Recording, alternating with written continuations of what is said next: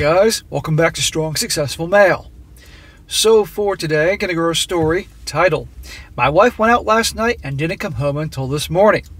And guys, this story is about a guy who unfortunately finds out his wife was up to no good. And fortunately, is smart enough to finally kick her to the curb. We can all be happy about that. We got a happy ending here. However, you're going to see in the story, guys, that she displays a lot of the qualities and does a lot of the things I tell you to A, watch out for, and B, call her on. But the problem is this guy, because he didn't call her on these things because obviously he didn't know what to do, all the BS happened. Like girls' nights out quite often, her staying out really late, going to bars and clubs and all that, even though she's married. You'd say, hey, if she's married and she's with her guy, why would she have to go do girls' nights all the time? Staying out to 2 o'clock in the morning, bars, clubs, and all that? Because obviously she doesn't love her guy, and he's just a ring on her finger so she can have her magical day, and that's about it. And also, he doesn't call her on it. I tell you all the time, guys, that if you're going to be in a relationship with a guy, you're going to be married, if you're going to do it, she shouldn't be doing that stuff. And you also need to call her on that. No girls' nights, no girls' weekends, none of that stuff, because no good comes out of that. Because remember, a lot of these gals are single, and a lot of them don't want to be. So their friend that actually is maybe in a happy relationship in the beginning, a lot of them, they don't like that. So they want to sabotage it. It's the ugly freaking truth. Guys do sabotaging too, but not nearly to the extent that gals do. So anyway, guys, I'm going to go through this, and you're going to see all the red flags and all the BS and lying and drama and all that. But ultimately, this guy handles it right. So it starts off, he says here, this is horrible. I'm furious right now, and I'm also depressed as hell. I know what I have to do is just killing me, and I have to do it. It's fresh, and it hurts a lot. My wife didn't come home last night. She went out with her couple of girlfriends, which is pretty normal for her. She's normally back around 2 o'clock in the morning on these nights, so I waited up. Normal for her, girls' nights out, 2 o'clock in the morning? Why is she married then? What's the point? She's acting like she's single. But you, my friend, had to call her on that. Say, not going to happen. And if she calls you controlling or you're insecure, hey, call me what you want, but this is what it's going to take to be in a marriage with me. If not, hey, hit the road. We can divorce. Around 2:30, I called to check in. She answered, and I could hear people in the background. She told me they went to a party, but were leaving in a couple of minutes. A party? Again, she's acting like she's single. She wasn't home by 3 o'clock in the morning, so I texted. It delivered, but no reply. Around 4 in the morning, I called again. It rang a couple times before she sent me to voicemail. Well, that's because she was busy getting down with Chad and Tyrone. This shows you right here how little she cares about him, and obviously, because of what's going on, she definitely doesn't care. My wife finally came stumbling through the door at 6:47 a.m. I know this exact time because I was worried. She was wearing a dress she didn't leave the house in, with mesh leggings I've never seen before. The leggings had clearly been torn and her makeup smudged. So she wore one outfit out and then changed, obviously, to something skimpy, and this is what you got. It's like girls in high school that the mom won't let them dress like you know what, so they go to school and change their outfits. My heart sank when I saw her. My immediate worry was that she had been assaulted. She only shook her head no when I asked her that. I asked her, define assaulted.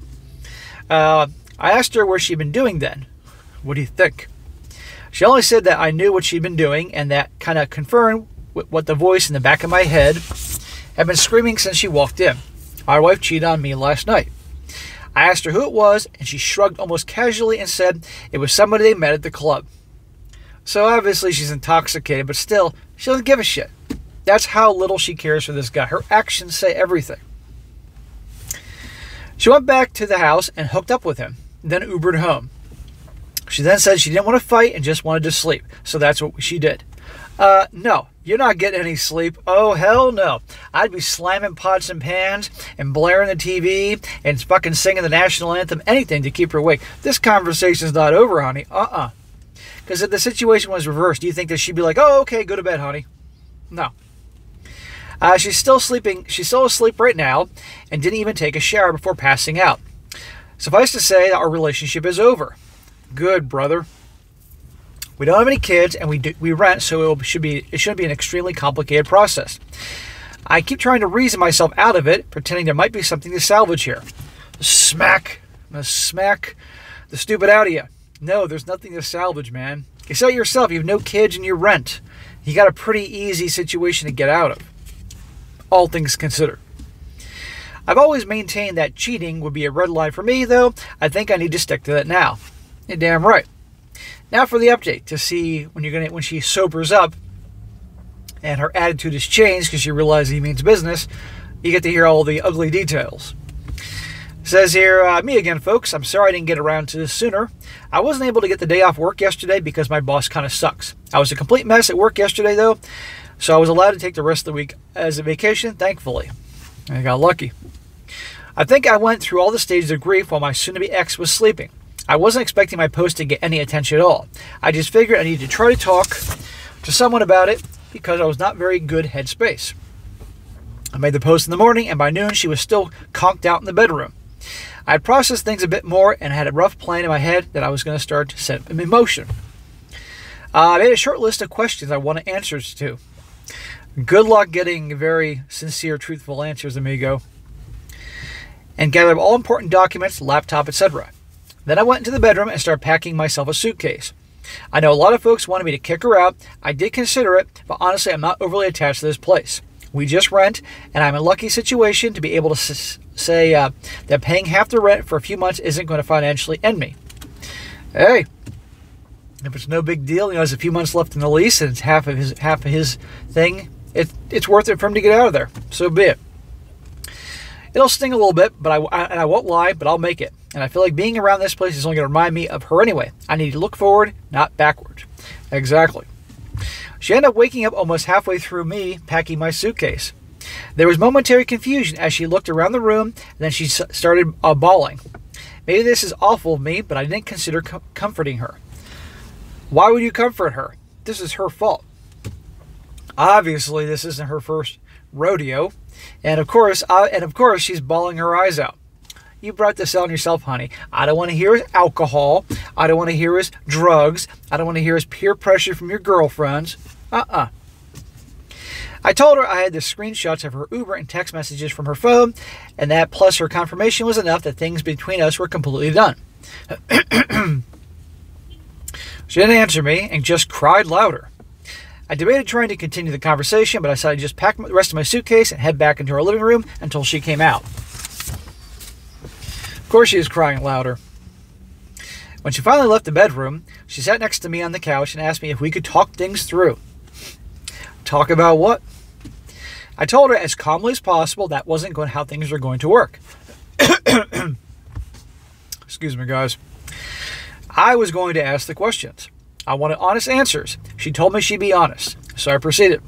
My voice was shaking the entire time. I was taking everything for me to hold it together, but I kept going. His first question to her was this. Was this the first time she cheated? She started crying before she answered that and told me no. She had cheated on me multiple times over the course of our relationship. It was, and I'm going to use her words exactly, just sex, a way for me to let off steam.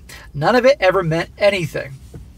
That's always the lie. It didn't mean anything. I thought about you the whole time. Well, it didn't mean anything to you. It didn't mean anything to you, but it meant everything to me. That's why I married you, so you're a piece of garbage, so adios. I wrote a comment shortly after making my post that all the love couldn't just fade away in one swoop. Well, it can. It hit me right then that I wasn't dealing with my wife. The person I was married to literally wasn't in the room. This was someone different. She refused to tell me exactly how many times she had cheated, just more than that night. You know what? At this point, doesn't fucking matter.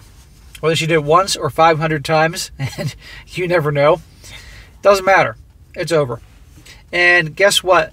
The woman you married, who you thought you fell in love with, that's not her. She put on a show for you. I'm guessing. I don't know his age. I don't know how long they've been together. But I'm guessing, based on her behavior, she's probably late 20s or 30s. And married him because clock was ticking. 30 was coming along. Wanted to have her special magical day. Get that ring in her finger. Found her nice guy, beta provider. That's usually how it works. But still wanted to have the single life. And she probably cheated on him when she probably was cheating on the second they started dating. This poor guy. That's what happens. That's why you need to take your time, gentlemen. You need to vet your girl and pay attention to who her friends are, who she hangs out with. No fucking girls nights to clubs and bars and all that stuff like that, acting like a single person. No. Next question he asked her. Had she used protection? What do you think, guys? No hesitation from her before she nodded her head emphatically. She seemed surprised I'd even asked that. I'm still going to get tested just to be safe. I did some research into the timing, and I'm just going to look after it. Definitely get tested, man. I wonder if he caught something, he could sue her. Next question. Were her friends also cheating on their spouses? Yes and no. I tried to get her to tell me which of her friends were cheating so I could get in contact with their spouses. She probably should have, because her refusal led to me messaging pretty much all the romantic partners of every one of her girlfriends that I could find on social media. There are a couple I don't know yet or couldn't find, but I did my part. Awesome. And sadly, those guys are probably beta guys as well that married the girl because they were happy that some pretty girl paid attention to them. And those girls married them for the ring and the insurance and the guarantees. And they're all acting like they're single. Next question. Why did she do it? You're never going to get a straight answer out of her. And honestly, she's never going to, there's just no way to get a straight answer. Only you want to hear. This was the answer that gutted me the most. I'm going to use her exact words once again. She said, I need to have sexual variety. I told her that is not like our sex life is dull. She clarified, it's not the same as something new. Well, if you wanted to have variety, then you should have gotten married. But why'd you get married? Because you wanted that rock. You wanted that ceremony. You wanted the big show. And to have some sucker pay the bills. Thank God they did not have children. When I didn't respond, she started asking me about counseling and therapy. Honey, you're going to counseling and therapy. I'm hitting the road, never seeing your ass again. I'm going right to the attorney's office tomorrow morning. I reiterated that our relationship was over. I'd be leaving. What she did next disgusted me. My ex actually tried to have sex with me. She put her hands on me and started trying to take off my clothes. Because this is her only card to play. That's probably how she roped him in the beginning with her looks and body and sex appeal. That's the only card she has to play and figures, oh, I can manipulate him. I felt like I wanted to vomit and pushed her away after a couple of seconds. She kept telling me that she would figure out a way to fix it, that we would work it through together. Work it through. You can work it through the next sucker. I told her that there was no way, and she started bawling again. She went to the bathroom and locked herself inside. Okay, thank you. Would you mind sliding my toothbrush under the door? Because I'm packing my bags and I'm out of here. I was just sick of everything at that point. I called her mother and told her what was going on. The full story, too. The cheating, the questions I had, and the fact that I was leaving. I've always had a good relationship with my ex's parents. Yeah, they're probably happy that you were marrying their freaking daughter. They both decided to drive to town, which is about an hour for them. Once I knew someone was on the way, I just grabbed my things and left. Her waterworks in the bathroom were just annoying to me because it felt hollow to me, especially given the answers to my questions. I ended up packing another bag before I left and took all the things I could think of that I felt sentimental attachment to me with me. I found a parking lot and sat in my car until I was able to get in contact with a buddy for a place to crash. I tried to take a nap, but I was running on too much adrenaline. I knew when her parents had made it to the apartment because she started calling me. She still won't back down. See, in her mind, guys, this guy will eventually cave. That's what she thinks of him. And given his history, you can see why. When I didn't answer, though, she started texting me. She'd gone from sad and crying to furious. Furious? What, making him out to be the bad guy here? Apparently, I'm a effing piece of shit for telling her mom everything. He says, whoops, I'm not sorry. What, he told her the truth, and he's the bad guy here? I received roughly 100 texts from her since leaving. They range from name-calling all the way to begging me to come back, to sending me pictures of the food she ate for some reason. I haven't responded to any of them. I feel like I said my piece before leaving. Good. You have no reason to talk to her anymore. Hire a freaking attorney. In fact, go to a whole bunch of lawyers' offices in your area. That way she can't hire them. Find your right attorney, find your options, good, bad, or ugly, and end this as fast as possible. And all communication with her should be through the attorney. And if you must do it, a text or an email. So that's where I am right now. We didn't have joint finances, so that part is easy. Yes, no joint accounts, no kids, apartment. I don't know anything about a dog or a cat, so hopefully no dog or cat. I canceled all the subscriptions that go to my credit card just to be sure, and changed all my important passwords. I'm crashing on a friend's couch for the next bit, but I got some feelers out there, short-term rental places, until I can find something more permanent. I got feelers out for a divorce attorney as well. A coworker of mine had a recommendation, so barring something better, I'll probably go with them. Recommendations help. I also want to say that I was shocked how supportive everyone was, and thank you for that. Truly, from the bottom of my heart, it isn't easy for me to talk about emotional things with people close to me. This was an invaluable venting place for me. Thank you all so much. Reddit really can help some people out in bad situations. If they're fortunate enough to have people that really care to help and aren't emotional jackasses. But a lot of times, people's extreme politics come into play and you get a lot of fucking wackos on there. But I'm glad that, in spite of everything that happened, this guy's feeling some hope on the horizon. But guys, there you go. The girls' nights, the girls' weekends, going to bars and clubs and all that. Come on. If you're married, your guy, who's now your family, is number one. Not going out with Jessica and Melissa at freaking clubs or anything like that. I mean, come on here. And notice he said that she admitted that at least some of the gals she hangs out with, who are married or relationships, are all cheating. So there you go.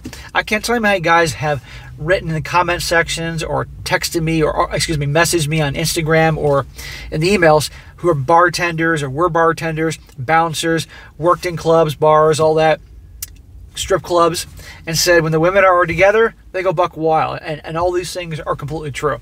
So remember that, guys. Remember that if you're going to settle down, make it clear. Okay, I'm your family now.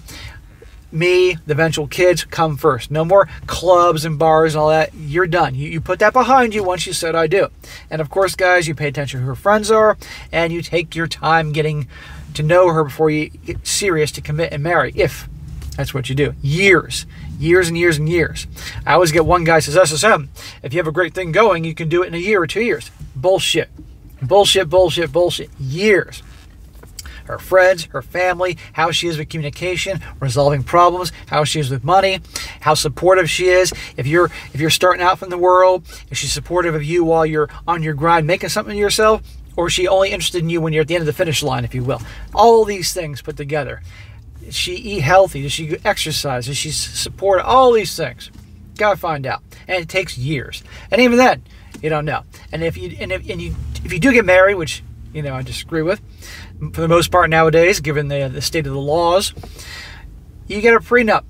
You get a lawyer for you, lawyer for her, everything you can to protect it in case that's disputed down the road. Everything to protect yourself. And hopefully you won't end up like guys like this. But good for him, finally having the balls to do it. It's just sad that it went that way. I wish him the best. All right, guys, that is it for today. Be sure to comment down below what you think about this. And if you like stories like this, the stories found online, definitely check out my other channel, They Did What. That channel is all these types of stories. Well, this channel will primarily be stories that you guys send in, or news articles, or the Ask SSM videos. But occasionally I like to throw one in, a story I find online that somebody sends to me. Definitely sign up for the new channel. And be sure to like the video, share with your friends, and subscribe. I'll catch you next time.